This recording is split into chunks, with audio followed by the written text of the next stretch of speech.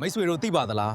Saudi Arabia နိုင်ငံဟာတဲကန်တာရရှိတော်လဲကလားအုပ်တွေကိုဩစတြေးလျနိုင်ငံကနေတင်သွင်းရပါတယ်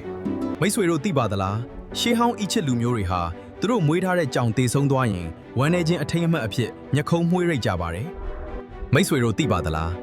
လူတဦးရဲ့ဦးနောက်ဟာနိုးနေတဲ့အချိန်မှာမီးသီးတစ်လုံးထွန်းနိုင်တဲ့လျှက်စစ်ဓာတ်အားကိုထုတ်လုပ်ပေးပါတယ်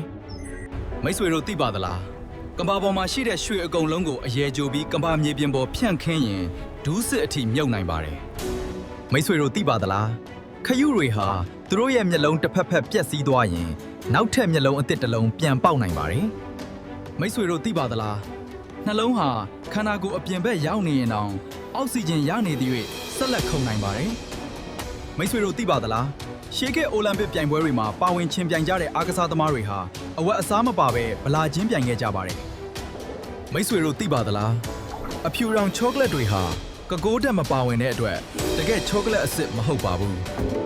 မိတ်ဆွေတို့သိပါသလားကမ္ဘာပထမဆုံးကွန်ပျူတာ mouse ကိုသက်သားနဲ့ပြုလုပ်ခဲ့တာဖြစ်ပြီးခလုတ်တစ်ခါပဲပါဝင်ပါတယ်မိတ်ဆွေတို့သိပါသလားဂျပန်နိုင်ငံမှာစတူရန်ပုံတန်တန်ဖရဲသီးတွေကိုရေခဲတစ်တာတဲ့ထဲရလွယ်ကူအောင်စိုက်ပျိုးကြပါတယ်